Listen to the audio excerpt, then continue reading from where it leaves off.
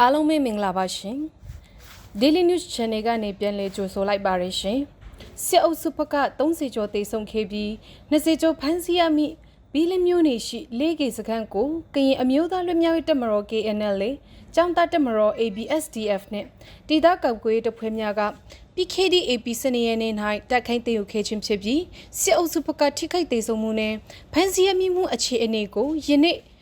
ထပ်မံထုတ်ပြန်လာခြင်းဖြစ်ပါတယ်။၄ကေစခန်းတိမ်တက်ပွဲအတွင်းစစ်အုပ်စုတပ်ဖွဲ့ဝင်9ဦးသေဆုံးခဲ့ပြီးဒုတိယမှုအောင်စုံမှုအပါအဝင်18ဦးကိုစစ်တုံးဘက်အဖြစ်ဖမ်းဆီးရမိခဲ့ကြောင်းနဲ့လက်နက်ခဲယမ်းအများအပြားကိုတင်ဆက်ရမိခဲ့ကြောင်းသိရပါတယ်ရှင်။ထို့ပြင်၄ကေစခန်းနဲ့ဝင်းတာပိုင်စခန်းကိုစစ်ကူပို့ခဲ့သည့်တမလေးလေးလက်အောက်ခံအမှတ်8ခြေလျင်တရင်နဲ့အမှတ်2မြစ်ခြေမြန်တရင်တို့မှစစ်အုပ်စုစစ်တပ်ဖွဲ့ဝင်များကိုတော်လှန်ရေးပူးပေါင်းတပ်များကတပ်ဖြတ်တိုက်ခိုက်ခဲ့တာကြောင့်25ဦးထပ်မံတေဆုံးခဲ့ပြီး6ဦးကိုထပ်မံဖမ်းဆီးရမိခဲ့ကြောင်းသိရပါရရှင်။မော်လူမျိုးကိုတော်လှန်ရေးစုများထပ်မံလက်လွှတ်ရယနေ့မေလ9ရက်နေ့ပိုင်း၌မော်လူမျိုးကိုစစ်အုပ်စုတပ်ဖွဲ့များကပြန်လည်တင်ယူထိချုံနိုင်ခဲ့ကြောင်းစစ်အုပ်စုဝရမ်းဖြန့် Telegram Channel များ၌၎င်းတပ်ပုံများနဲ့တကွဖော်ပြထားပါသည်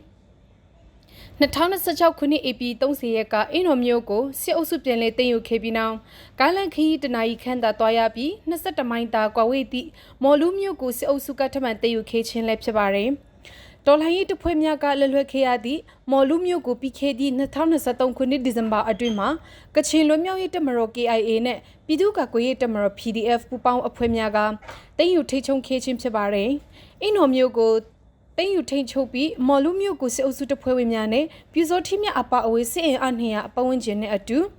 လက်နက်ကြီးပစ်ကူနဲ့ပညာမြင့်ဒရုန်းများကိုအသုံးပြုပြီး9ရက်ကြာစစ်ကြောင်းထိုးရောက်ခဲ့ခြင်းဖြစ်ပါတယ်။ချင်းပြည်နယ်တီတိန်တိုင်းရင်ကလေးလိုင်းပိုင်းရှိ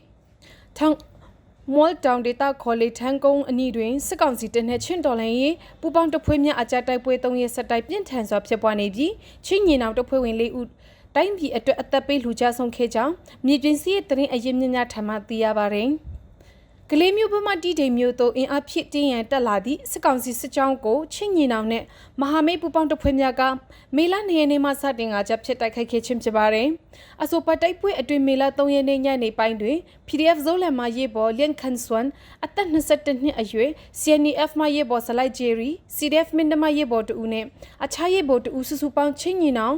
ရဲဘော်လေးဦးတို့သည်မြင့်မြတ်စွာကြဆုံးခဲ့ရပါတယ်။ဖလန်မျိုးနဲ့အတွင်းကနေတခြားဒေသကိုထပြတိတ်ချနေရတဲ့သူတွေအနေဖြင့်လဲကိုအိမ်ကိုဒေသကိုပြန်ရတဲ့နေ့ရောက်လာမှဖြစ်ပြီးအဲ့ဒီအချိန်ပြည်သူအချင်းချင်းအကြားကိုရဲ့တီချက်နဲ့အမြင်မတူမှုတွေကြောင့်မုံတီးတာတွေရန်လိုတာတွေအထင်မြင်လွဲမှားတာတွေရှိနိုင်တာကြောင့်ဖလန်မျိုးချင်းရဲ့ကော်မတီအနေဖြင့်ဖျက်သခင်နာမတော်ကိုအမြင့်ပြုပြီးလိုက်နာမယ့်အချက်6ချက်ကိုထုတ်ပြန်ဖော်ပြထားတာတွေ့ရပါတယ်။အဲ့ဒီထုတ်ပြန်ချက်တွေထဲမှာမှ CDM နဲ့ non-CDM တွေအကြားရညှိုးမထားပဲအပြည့်အလဲနားလည်မှုရှိဖြင့်ပြည်လည်နေထိုင်ကြရန်တော်လှန်ရေးကြောင့်မြင်မတူမှုတွေကိုနားမလည်ပေးနိုင်ကြပဲတူးနဲ့တူးအပြည့်အလဲတိုက်ခိုက်တာတွေမလုပ်ဖို့နေရဒေတာကိုစောပြီးအိမ်ပြန်သူတွေရှိမှဖြစ်လို့၎င်းတို့အနေဖြင့်လည်းမိမိအိမ်ကြီးချင်းတွေရဲ့ပစ္စည်းဥစ္စာနဲ့အိုးအိမ်တွေကိုဝိုင်းဝန်းကူညီဆောင်ရှောက်ပေးဖို့ဖလန်မျိုးနဲ့အတွေ့ဖွံ့ဖြိုးတိုးတက်ဖို့အတွက်ပြည်ရင်းပြည်ပနေထိုင်ကြသူဖလန်ဒေတာကပြည်သူတွေအနေနဲ့လည်းစေဝမ်းတငြိဖြစ်အိမ်ပြန်ကြဆိုလို့ဖလန်မြေချဲရဲ့ကော်မတီကမြစ်တန်ရဲ့ခံထုတ်ပြန်ထားတာပါ